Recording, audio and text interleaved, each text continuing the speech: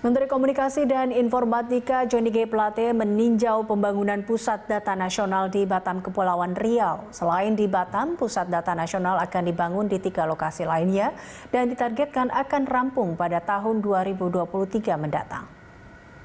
Ya, pemerintah akan membangun pusat data nasional, salah satunya adalah di Batam, Kepulauan Riau.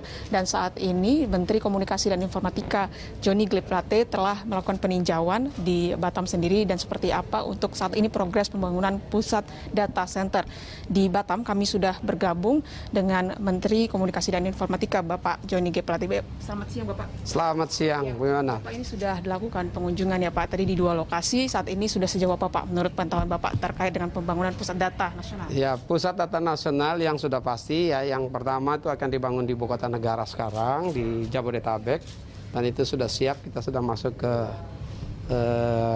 desain, basic design, dan segera akan masuk ke detail design. Tapi dalam kaitan dengan tata kelola data, tentu kita sebagai bangsa yang besar membutuhkan redundancy pusat data atau redundancy government cloud, ya.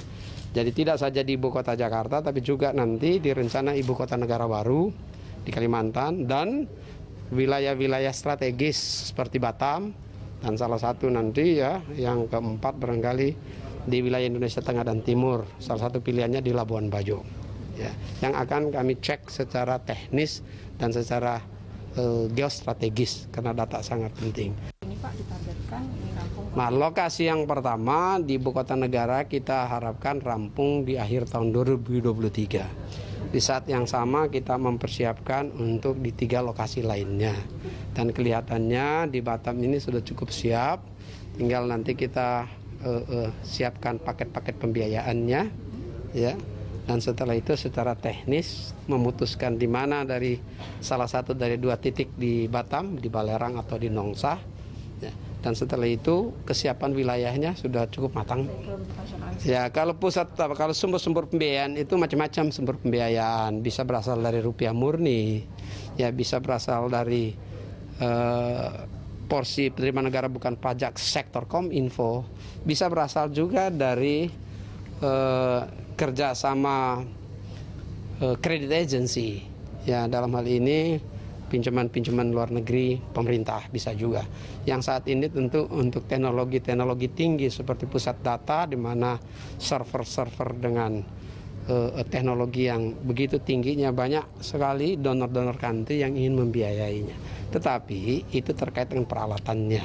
Sedangkan terkait dengan sistem keamanan, ya, teknologi security dan sistem security akan dibangun sendiri oleh Indonesia. Ya, karena ini kita harus menjaga persyaratan keamanan data yang ketat, ya, sehingga teknologi enkripsi yang tinggi tentu itu yang harus kita terapkan. Dalam hal ini tentu Kominfo akan bekerja sama dengan lembaga terkait seperti misalnya BSSN, ya, Ristek, ya, dan perguruan tinggi untuk bagaimana kita membangun satu security system yang kuat.